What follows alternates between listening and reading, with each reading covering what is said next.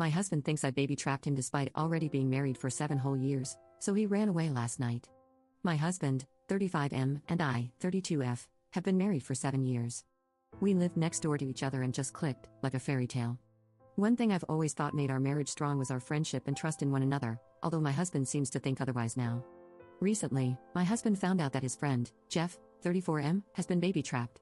Basically, Jeff's wife, 32F, stopped taking the pill and fell pregnant a few months into their relationship, only coming clean after the wedding.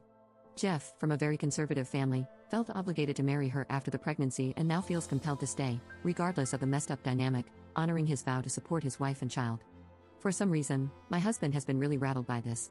I'm currently 4 months pregnant with our first child, and my husband asked me yesterday if I was trying to baby trap him. Initially, I laughed, thinking it was a joke. However, he was absolutely serious and doubled down. I explained that we've been married for 7 years, and having a baby wasn't going to trap him any more than he already is. He didn't like that answer, claiming there's no time limit on baby trapping, and my intentions weren't pure based on how I treated his concerns as a joke. He said he had trusted me in the past, but my reaction gave him no reason to trust me now. I wasn't sure how to respond, so I suggested we talk about it in the morning.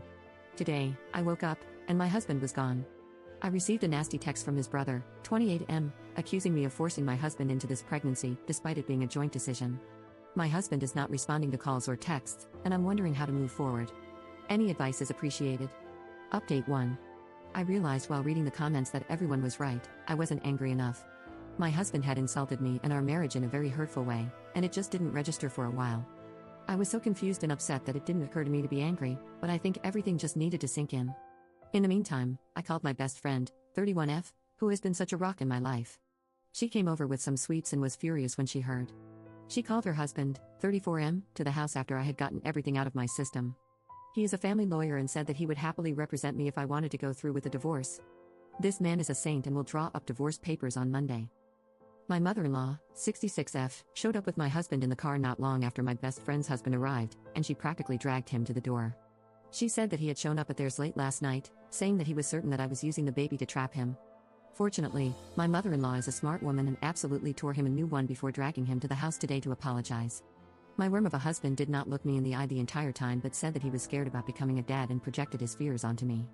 He said he wasn't sure if he was ready for that kind of commitment, and he ended saying he would step up if he needed to. I called him a coward and told him that he should stay with his parents until I am ready to talk to him. I didn't want to say anything about the divorce papers because I didn't know what his reaction would be, but he will find out soon enough.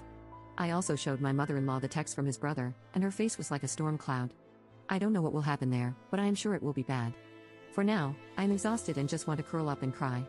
My best friend has said she'll spend the night with me, and we can watch silly movies. I have also made an appointment with a therapist for next week, but for now, I just need to rest. I am exhausted and devastated that my marriage has come crumbling down. Update 2. Overall, everything has settled a little bit. In good news, I had a scan with the doctor, my mother-in-law also attended with me, and the baby is happy and healthy.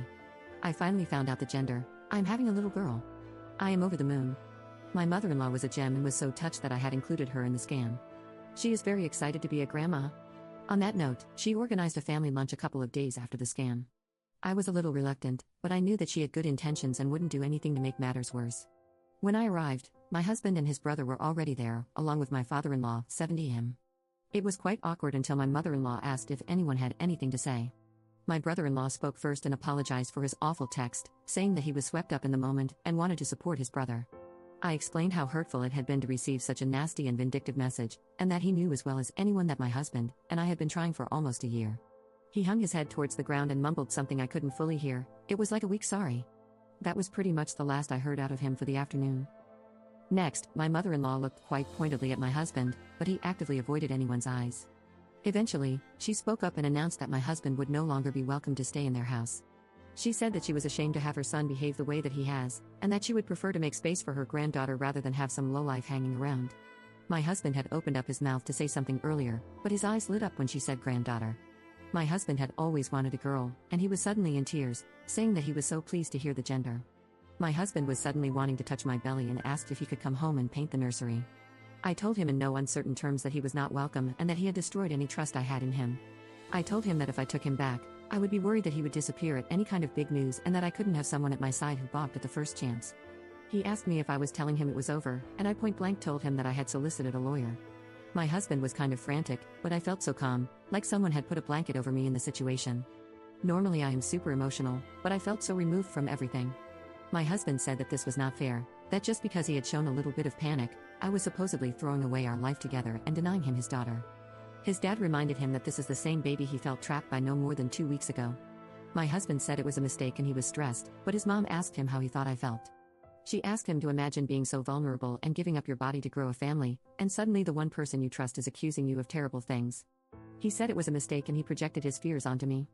I told my husband that I felt so broken when he left because I had all these dreams of a beautiful family which came crashing down in an instant. My husband said that he wanted those things with me and he wanted our baby girl, but that he let the panic overwhelm him. I told him that wasn't a good enough excuse for what he put me through, and that he certainly didn't seem panicked when his mom had to drag him to my door to apologize. He didn't have much of an answer other than to say that he was ready now and wanted our girl. In all of this, in all the times he told me he wanted me and our baby, he never once apologized properly. After a very long discussion, the lunch wrapped up, and my mother-in-law stood by what she had said about my husband not being welcome. He asked again if he could come home with me, and I told him that it was my house. I had owned the house before we got married, and it was going to be a safe space for me. That is to say, he was not welcome. As far as I know, he is staying at some hotel.